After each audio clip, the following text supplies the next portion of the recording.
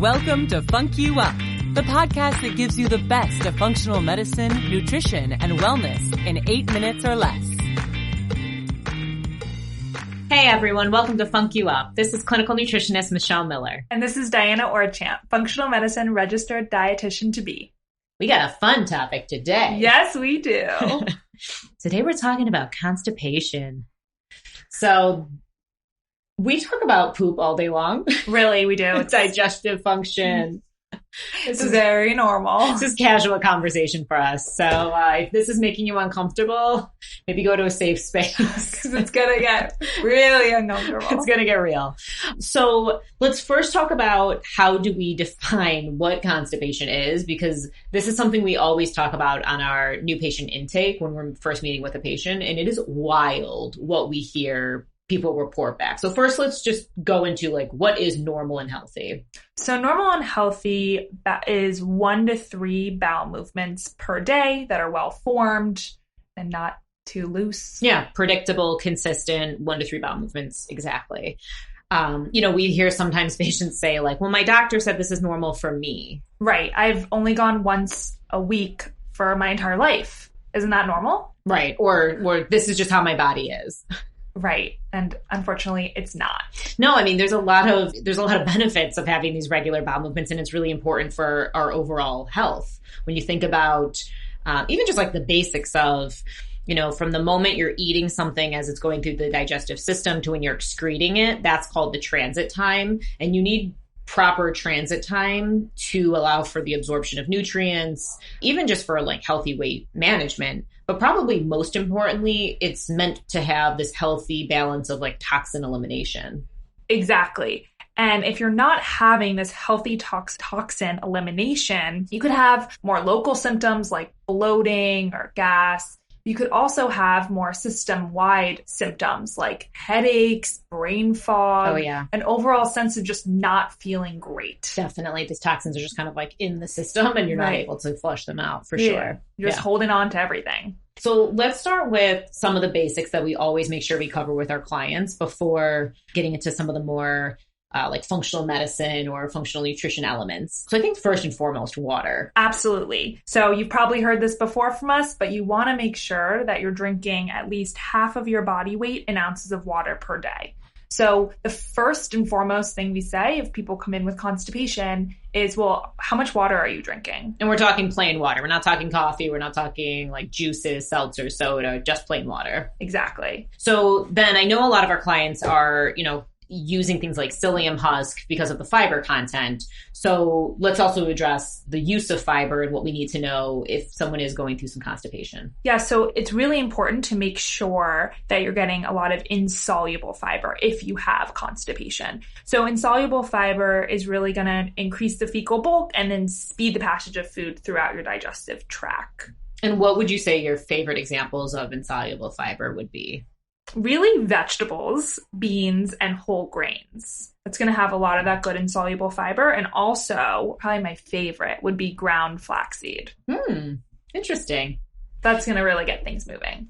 So I also love the idea of maybe having a little bit of a balance between like cooked vegetables versus raw vegetables. You don't want to make sure your diet's completely raw. And that kind of leads into the next element of this, which is when we're breaking food down, especially in the stomach, you need a proper amount of enzymes that are being secreted to help break down that food. And that really keeps the transit time on schedule, if you will. Sometimes we'll find from testing that someone has lower levels of enzyme secretion. And this could happen for a variety of reasons. But that is one of the main reasons that maybe they're seeing undigested food in the stool. That could be another sign, but that they're just not able to eliminate as consistently and as regularly as we'd like them to.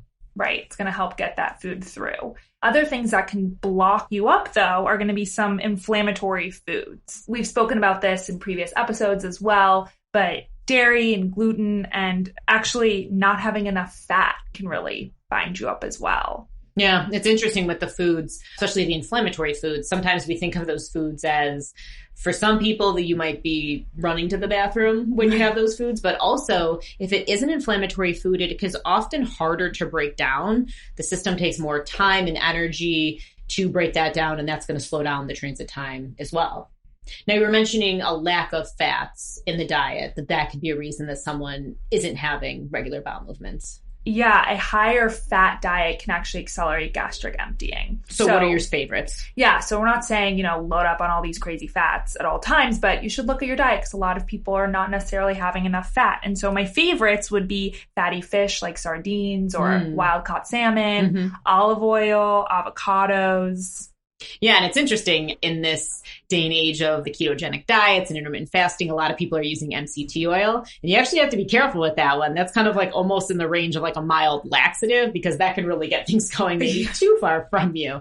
So you really want to start with low doses and kind of slowly build over time. And as Diana's mentioning, get a good variety of those fats. Now, while we're on the topic of these different foods, let's go into some of the potential nutrient deficiencies that could be present and maybe the cause or the trigger for slower transit time or constipation. Yeah, my favorite is probably, and the most common, is magnesium deficiency, actually. So magnesium citrate is especially known to kind of get things moving, but also kind of relax your muscles, so relaxes everything and gets things moving quickly, but a magnesium deficiency can actually cause constipation. And magnesium is one of the most common mineral deficiencies. So sometimes constipation is one of the first signs that we need to test for that and kind of see. The other thing too is it's a pretty benign mineral. So sometimes we'll even have clients, pick up like a natural calm or some sort of like powdered magnesium that they can just try testing out before bed, see if they sleep better, see if there's any better muscle recovery. If someone's having muscle cramping, that could be a sign of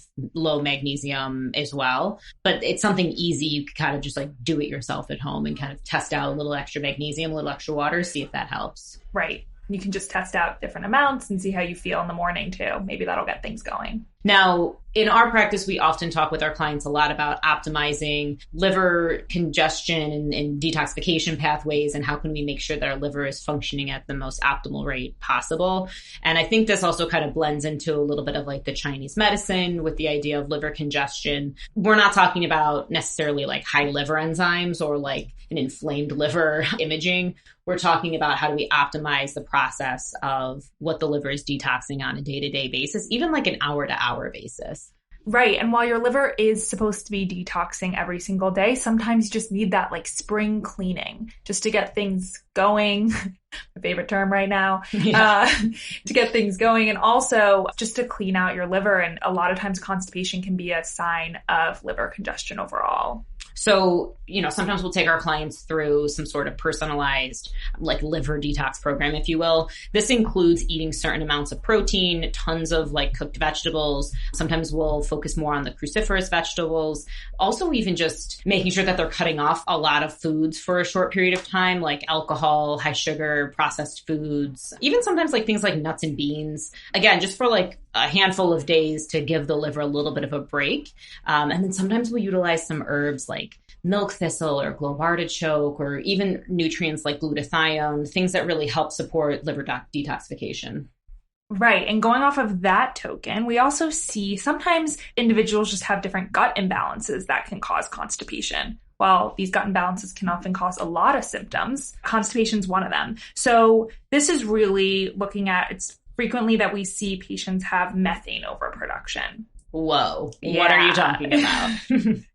So through a breath test, we can analyze that. You kind of have this methane overproduction in your colon. From a specific type of bacteria. Exactly. Exactly. So you're going to be producing different types of methanogens, if I will. Yeah.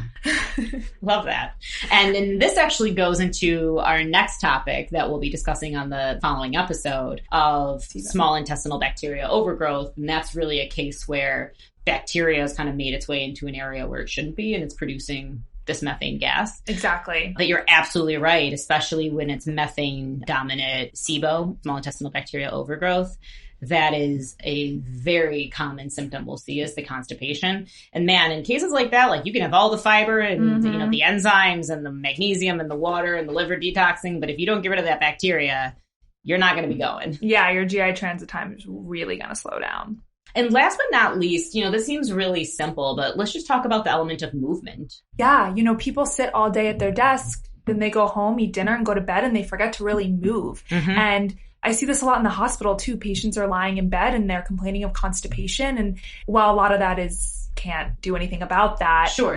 If we can, then really getting up and moving, going on a little run, even a brisk walk can really get things going. Yeah, this is a matter of letting gravity work in our favor. It's a matter of being upright and getting the muscles moving and getting the lymphatic system moving and having good hydration and circulation and all of these things that would allow peristalsis, the muscles that are allowing transit time to work properly, to really give it time to actually happen and work. Right. So if you have any of these symptoms of constipation or anything like this in general, definitely come in and see us.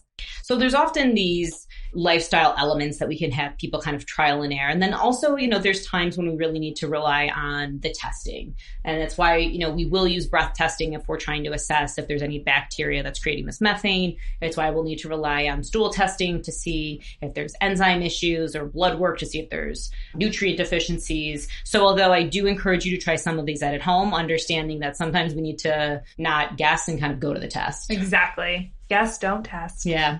Well, thanks for joining us today on FUNC You Up.